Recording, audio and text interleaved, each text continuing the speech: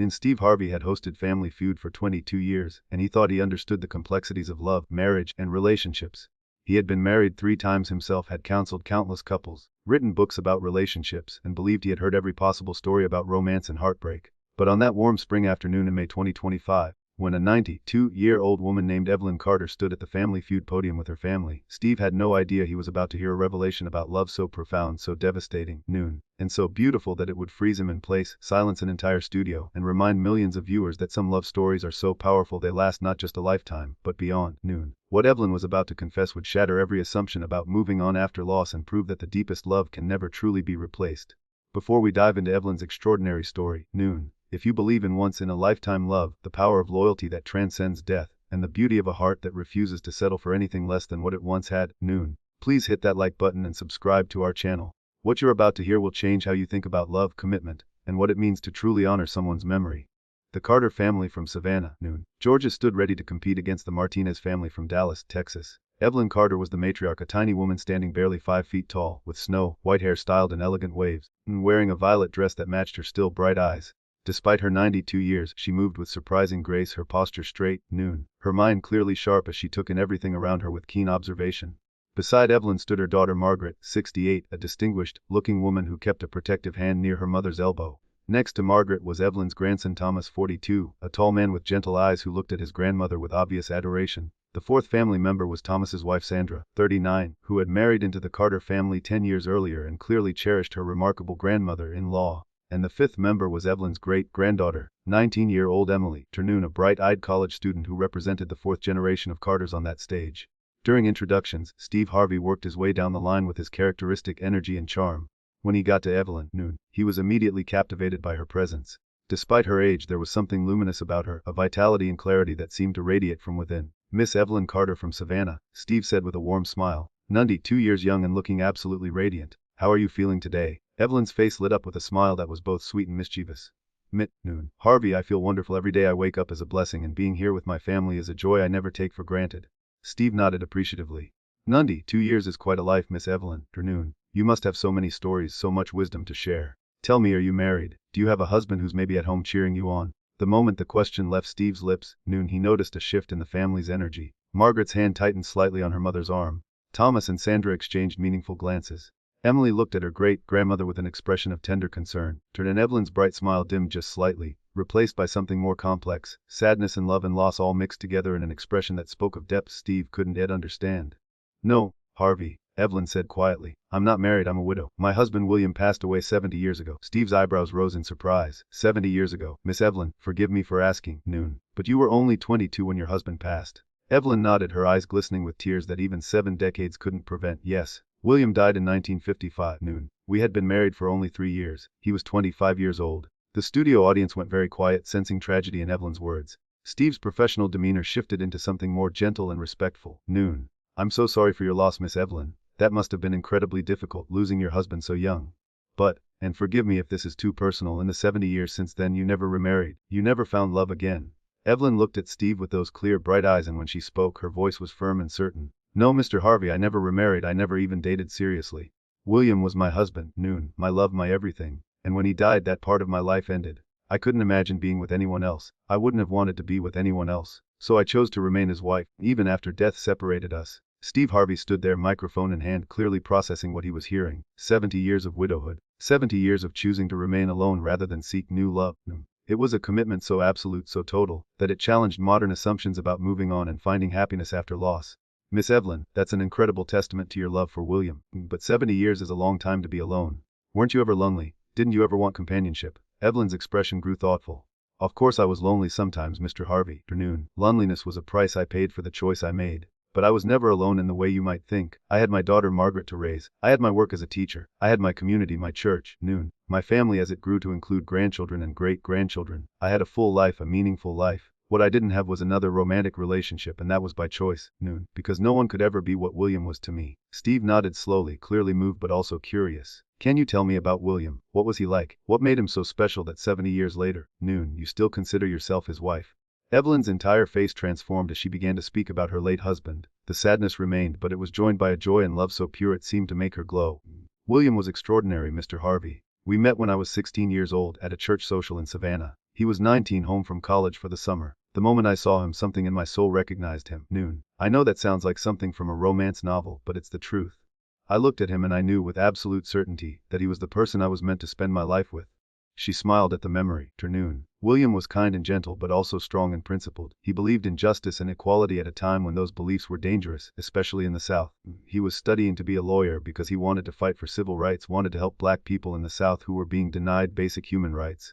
He was brave, Mr. Harvey. So brave. The audience was completely absorbed in Evelyn's story, transported back to the 1950s South, to a young couple in love during one of the most turbulent times in American history. We courted for 3 years, Evelyn continued. William would come home from college and we would spend every possible moment together. We talked about everything, politics and philosophy and dreams for the future. Noon. We talked about the family we would have, the life we would build together. We were going to change the world, or at least try to make it a little better. Evelyn's voice grew softer. We got married in 1952, right after William graduated from law school. I was 19, he was 22. My parents thought we were too young, but we knew we wanted to spend our lives together, and we couldn't wait another day. We had the most beautiful wedding, small but perfect. And we were so happy, Mr. Harvey, so completely, perfectly happy. Steve could see tears forming in Evelyn's eyes, could sense the story was about to turn dark. What happened to William, Miss Evelyn? Evelyn took a breath, steadying herself to tell a story she had told many times but that never got easier. William started working as a lawyer. Noon. Taking civil rights cases that other lawyers wouldn't touch. He represented black families who were being denied housing, black students who were being kept out of schools, black workers who were being exploited by employers. Noon. He made enemies, powerful white men who didn't like a young black lawyer challenging their authority and their way of life. She paused, her hands trembling slightly. Margaret moved closer to her mother, Noon, offering silent support. In August of 1955, William took on a case defending a black man who had been falsely accused of a crime. The evidence clearly showed the man was innocent. Noon. And William was brilliant in court. He was going to win, and everyone knew it. And there were people who couldn't allow that to happen. The studio was absolutely silent, every person holding their breath, sensing where this story was heading. Evelyn's voice grew quieter but more intense. On August 23, 1955, William was driving home from court. It was late, almost dark. He was ambushed on a rural road outside Savannah by 3 men in white hoods. They dragged him from his car. They beat him. And then they lynched him, Mr. Harvey. Noon. They hanged my husband from a tree and left him there as a warning to any other black person who dared to challenge white supremacy. Gasps and cries of shock and grief erupted from the audience. Steve Harvey stood frozen, Noon, his face showing horror and anguish. Tears were streaming down his face as he processed what Evelyn had just revealed. Evelyn continued, her voice breaking but determined to finish. I was 22 years old, Noon. And I was 3 months pregnant with Margaret when they killed my husband. He never got to meet his daughter. He never got to see the world start to change in the ways he had fought for. He never got to grow old with me, Noon. Never got to see grandchildren or great-grandchildren. He was 25 years old and they murdered him for believing that all people deserved justice and equality. Steve Harvey couldn't speak, but he stood there with tears pouring down his face, his hand over his mouth, completely overwhelmed by what he had just heard. The audience was crying openly, many people sobbing. The Martinez family, standing off to the side as competitors, were crying too, all pretense of competition forgotten in the face of this devastating truth. Margaret spoke up, her voice thick with emotion. I never met my father, Mr. Harvey, Noon. He was killed 3 months before I was born. But I grew up knowing exactly who he was and what he stood for because my mother made sure I knew. She told me stories about him every single day of my life, Noon. She showed me his law books, his writings, the letters he had written to her. She made sure that even though he was gone, he was still present in our lives, still shaping who we became. Thomas added, Noon, my grandmother has been alone my entire life. I've never known her to date, never known her to even consider being with someone else. As a kid, I used to ask her why she didn't have a husband like other grandmas did, Noon. And she would always say the same thing, I do have a husband, sweetheart. Your grandfather William. He's just not here in body but he's here in spirit, and that's enough for me. Emily, the great-granddaughter, Noon, spoke through tears. Great-grandma Evelyn is the strongest person I know. She raised my grandmother as a single mother in the 1950s South, which couldn't have been easy, especially as a widow of a lynching victim. She worked as a teacher for 45 years educating thousands of children. She's been active in her church and community. She's lived a full, meaningful, impactful life, Noon. But she's done it all while carrying the grief of losing great-grandpa William and while honoring his memory by refusing to replace him. Steve finally found his voice, though it was rough and broken with emotion. Noon. Miss Evelyn, I don't even know what to say. What you've just told us, what you've lived through, it's almost more than I can process. You lost your husband to a lynching, to racist violence, Noon, when you were just 22 years old and pregnant. And in the 70 years since then you've chosen to remain faithful to his memory, to never remarry, Noon, to keep being his wife even though he's been gone for 7 decades. Evelyn nodded, wiping her own tears. Yes, Mr. Harvey, that's exactly right, and I need people to understand why, because I know it seems extreme to modern ears. People today, they believe in moving on and finding happiness again after loss. And I don't judge anyone who makes that choice. But for me it wasn't possible. Noon. It wasn't what I wanted. She looked directly at Steve, then at the cameras. William and I had 3 years together. 3 years of marriage and 3 years before that of courtship. 6 years total that we knew each other. It wasn't very long by most standards, but in those 6 years we built a love that was so complete, so perfect. Noon. So exactly what both of us needed, that the idea of trying to replicate it with someone else felt not just impossible but wrong. Like a betrayal of something sacred. Evelyn's voice grew stronger, more passionate. Noon. After William died, people told me I was young, that I would find love again, that I should move on for my own sake and for my daughter's sake. Men asked me out. Some of them were kind men. Noon. Good men who would have been decent husbands. But every time I considered it, every time I thought about saying yes to a date or opening my heart to someone new, I felt like I was being unfaithful to William. Noon. I felt like I was trying to replace something irreplaceable. She continued, her words coming faster now, as if she had been holding this explanation inside for 70 years and it was finally pouring out. Noon. People don't understand that you can be widowed and still married in every way that matters. Yes, William's body is gone. Yes, he died 70 years ago, but my heart is still his. My love for him didn't die when he died. Noon. If anything, it grew stronger because it became the foundation of everything else in my life. I raised our daughter to honor his values. I taught my students to fight for justice the way he did. Noon. I lived my life in a way that would make him proud. How could I do any of that if I was trying to give my heart to someone else? Steve Harvey stood there, and something in him broke completely. All the entertainment, all the humor, all the professional distance dissolved. He walked over to Evelyn and knelt down in front of her so he could look directly into her eyes. "Miss Evelyn," he said, his voice barely above a whisper, "Noon. You have shown a kind of love and loyalty that most people, including me, can barely comprehend.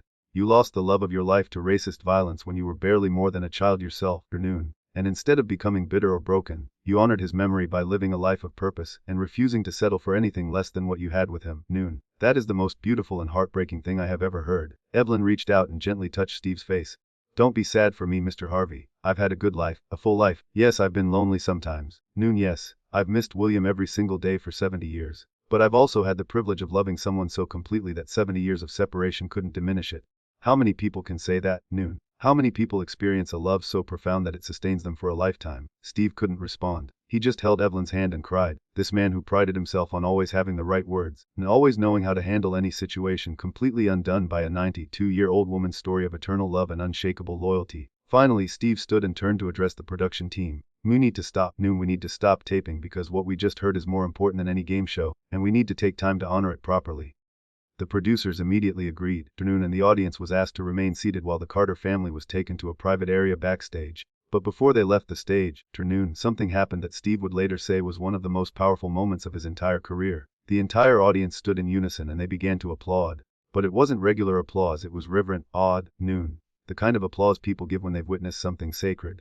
And as they applauded, many of them were crying, moved beyond words by Evelyn's story of love that transcended death and time. Noon, in the private room backstage, Steve sat with the Carter family and asked to hear more, to understand the fullness of Evelyn's journey and her choice to remain unmarried for 70 years. Evelyn, Noon, with the support of her family, walked Steve through the fuller story of her life with William and her life after his death. She described their courtship in vivid detail. How William had been different from other young men she knew. "He saw me as an equal, Mr. Harvey. This was the 1940s when women were expected to be demure and differential.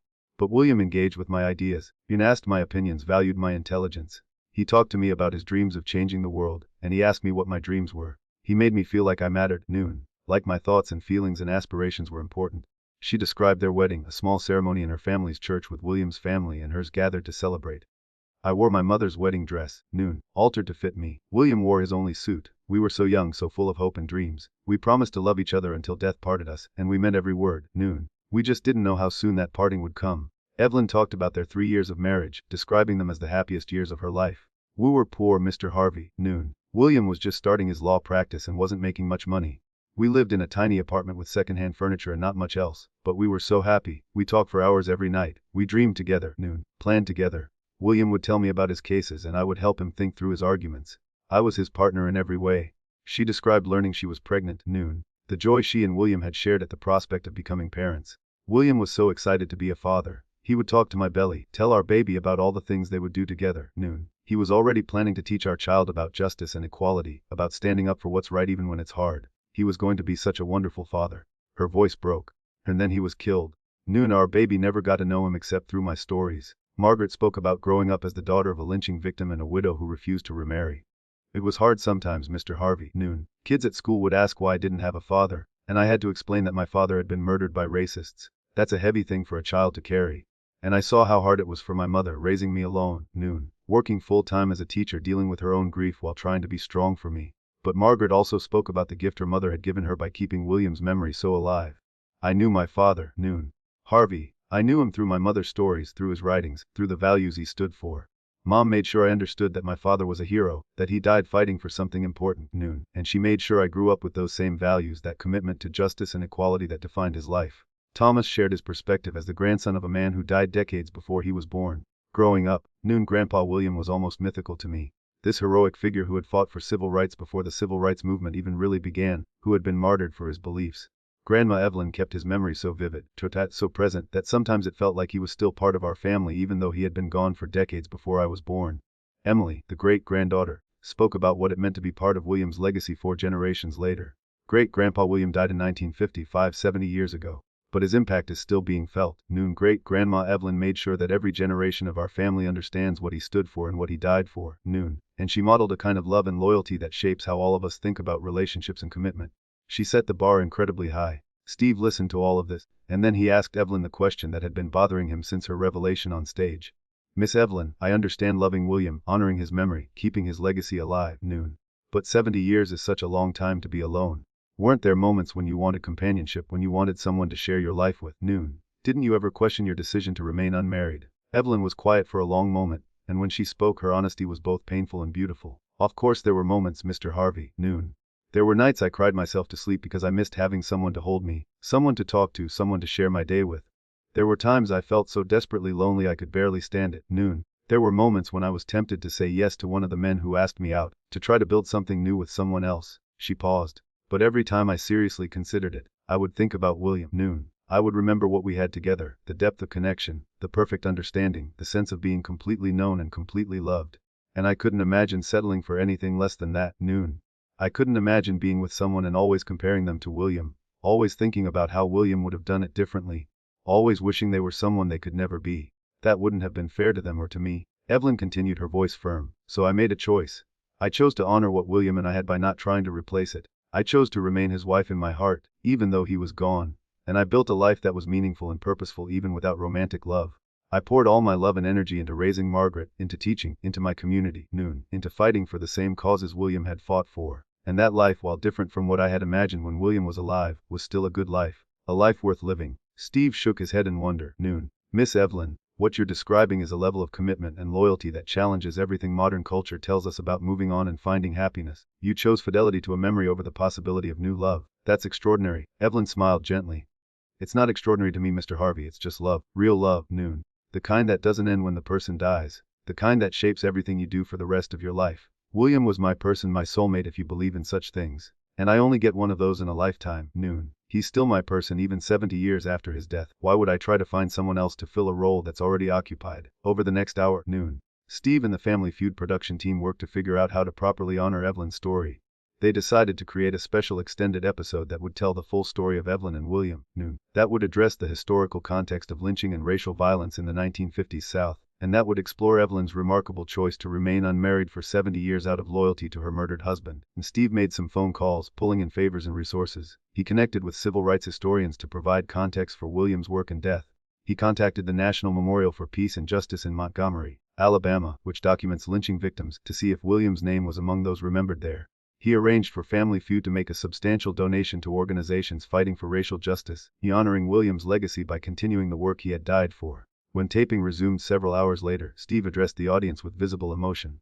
We started today thinking we were going to play a game show, Noon. But what happened instead is that Evelyn Carter, a 92-year-old widow, shared with us one of the most powerful love stories I have ever heard. She told us about her husband William, Noon, a civil rights lawyer who was lynched in 1955 for fighting for justice and equality. She told us that in the 70 years since his death, she has never remarried, never even seriously dated, Noon, because her love for William was so complete, so perfect, that she couldn't imagine trying to replace it with something else. Steve's voice grew passionate. Evelyn's story challenges us, Noon. It challenges our assumptions about moving on after loss. It challenges our ideas about what commitment really means. It reminds us that some loves are so profound that they last not just a lifetime but beyond death itself, Noon. And it honors the memory of a brave young man who gave his life fighting for the principles this country claims to stand for but doesn't always live up to. The family did end up playing the game and they won, Noon. But everyone understood that the real victory was the story that had been told, the truth that had been shared, the memory that had been honored. When Evelyn played fast money with Margaret, the sight of mother and daughter working together was deeply moving, a testament to the family that William never got to see but that Evelyn had built in his honor. When the episode aired 10 weeks later, the response was overwhelming and immediate. The clip of Evelyn explaining why she never remarried went viral within hours, viewed over 300 million times across all platforms. The response was complex and powerful. Many people, especially older viewers, were deeply moved by Evelyn's story of eternal love and unwavering loyalty. They saw in her choice a kind of romantic idealism that they felt was missing from modern relationships. A commitment that transcended convenience and comfort in favor of honoring something sacred. Younger viewers had more mixed reactions. Some were inspired by Evelyn's devotion. Others questioned whether her choice to remain alone for 70 years was healthy or whether she had denied herself happiness out of misplaced loyalty to the past. But even those who questioned her choice acknowledged the profound love that had motivated it and the remarkable strength it had taken to maintain that commitment for 7 decades. The historical context of William's lynching sparked important conversations about racial violence in America's past and present. Many viewers researched the history of lynching in the South, learning about the thousands of Black Americans who were murdered for challenging white supremacy or simply for existing while Black. Organizations dedicated to documenting and memorializing lynching victims received an outpouring of support and donations. The episode became required viewing in many high school and college history classes, used as a jumping-off point for discussions about the civil rights movement, racial violence, and the ongoing struggle for equality. Relationship experts and psychologists discussed Evelyn's choice on talk shows and in articles, debating whether lifelong widowhood was psychologically healthy, and what it said about different approaches to grief and loss. Most concluded that while Evelyn's choice wasn't for everyone, it was valid for her, a reflection of her particular love story and her particular values. For Evelyn herself, the response was overwhelming. She received thousands of letters from people all over the world, many of them from widows and widowers who had also chosen not to remarry out of loyalty to their deceased spouses. "I thought I was alone in this choice," one woman wrote. "I thought there was something wrong with me for not being able to move on, for not wanting to date again after my husband died. But seeing you, seeing that you made the same choice and lived a full, meaningful life, that validates something I felt but couldn't articulate. Thank you for showing me I'm not alone." 6 months after the episode aired, Steve Harvey invited Evelyn and her family back for a follow-up special. During that taping, Steve shared that he had worked with historians to research William Carter's life and death. They had found records of his law practice, his civil rights cases, and the circumstances of his lynching. They had also found newspaper accounts from 1955 that had barely covered William's death, a brief mention of a colored lawyer who had been killed but no investigation, no arrests, no justice. "William Carter should be remembered as a civil rights hero," Steve said, his voice firm. He was fighting for justice before most Americans even acknowledged there was a problem. He gave his life for principles that we now hold as fundamental rights. And his name should be spoken, his story should be known, and his legacy should be honored. Steve announced that Family Feud, in partnership with several civil rights organizations, was establishing the William Carter Justice Fellowship, a scholarship program for law students committed to civil rights work. The fellowship would ensure that William's legacy lived on through a new generation of lawyers fighting for justice and equality. Evelyn cried when Steve told her about the fellowship. "William would be so proud," she said through her tears. "He always believed that change would come, that the arc of the moral universe bends toward justice even if it bends slowly. To know that his name will be attached to young people doing this important work, that's a gift beyond measure." During the follow-up special, Steve asked Evelyn if she had any regrets about her choice to remain unmarried for 70 years. Evelyn thought carefully before responding. "Regrets is a complicated word, Mr. Harvey. Do I regret the lonely nights? Yes. Do I regret missing out on the companionship that a husband might have provided? Sometimes. Do I regret that Margaret grew up without a father figure in the house? That weighs on me." She paused. "But do I regret my fundamental choice to remain faithful to William, to honor our love by not trying to replace it? No. That choice was right for me. It was true to who I am and what I believe about love and commitment, and I stand by it even knowing the price I paid for it." Margaret spoke up. "Mom, I need you to know something. I never felt like I was missing out by not having a father growing up. You gave me everything I needed, and more importantly, you gave me a model of what real love looks like. You showed me that love isn't just a feeling, it's a choice you make every day. You chose to love Dad every day for 70 years, even though he was gone. That taught me more about commitment and loyalty than any other lesson could have." Thomas added, "Grandma, your choice to remain Grandpa William's wife has shaped our entire family. It's made us all think more deeply about what commitment means, what love really is, what we're willing to sacrifice for the people we love. That's a gift you've given us." Emily, now 20 years old, spoke about how her great-grandmother's story had influenced her own approach to relationships. "Great-grandma, I'm in college now, dating, figuring out what I want in a partner. And I think about your story all the time. I think about the fact that you and Great-Grandpa William had just 6 years together, but that was enough to sustain you for 70 years after his death. It makes me want to hold out for that kind of connection, to not settle for anything less than a love that profound. You've set the bar really high, but I'm grateful for that. The special episode also featured expert commentary on Evelyn's story from psychologists, historians, and relationship counselors. Dr. Sarah Mitchell, a psychologist specializing in grief and loss, offered insight into Evelyn's choice. What Evelyn experienced was complicated grief. Grief that never fully resolved because the circumstances of her loss were so traumatic. William wasn't just her husband who died, he was a lynching victim, murdered for fighting for justice. That kind of loss carries additional layers of trauma and meaning that make it very different from a natural death. Dr. Mitchell continued. Evelyn's choice to remain unmarried can be understood as a form of continuing bonds, a theory in grief psychology that suggests our relationships with deceased loved ones don't end but transform. Evelyn maintained her bond with William by remaining his wife, by living according to his values, by keeping his memory alive. For her, that was more meaningful than trying to form a new romantic relationship. A civil rights historian provided context for William's work and death. In the 1950s South, before the civil rights movement really gained momentum, there were individual activists like William Carter working at great personal risk to challenge the system of racial oppression. Many of them, like William, paid with their lives. They were lynched, murdered, terrorized into silence. Their stories are often forgotten or unknown, but they laid the groundwork for the changes that came later. William Carter deserves to be remembered as a hero and a martyr.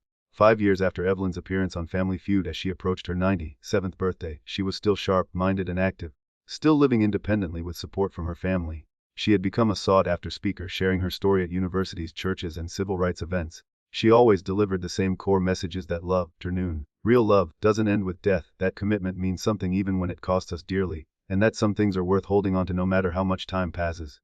The William Carter Justice Fellowship had awarded scholarships to over 50 law students who were now working in civil rights law across the country.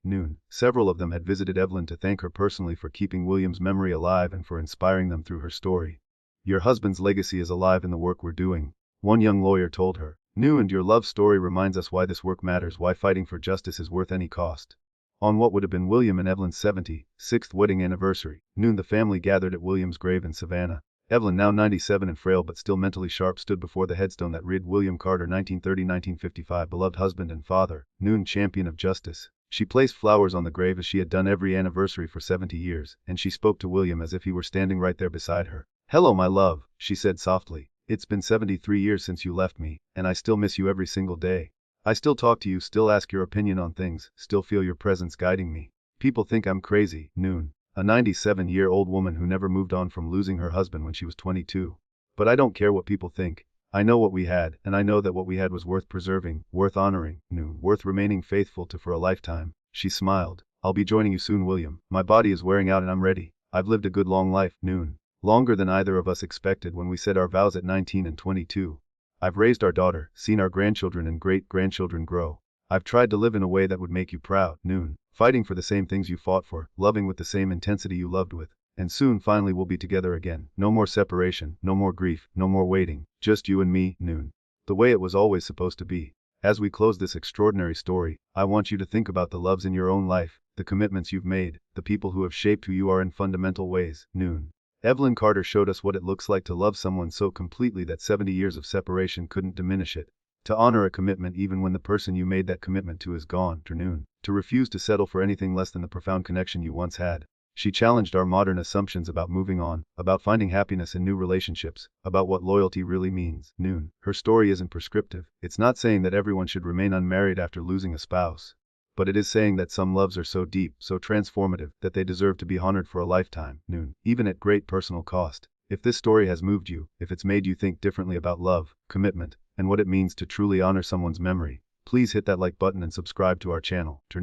Share Evelyn's story with someone who needs to hear it, someone who's grieving, someone who questions whether it's okay to still love someone who's gone, someone who needs to be reminded that the deepest love transcends death itself.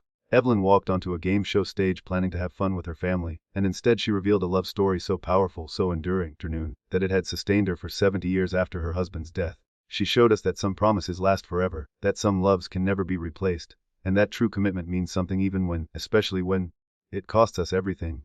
Thank you, Evelyn Carter, for your unwavering loyalty to William, for keeping his memory and his legacy alive for 7 decades, and for showing the world what eternal love really looks like.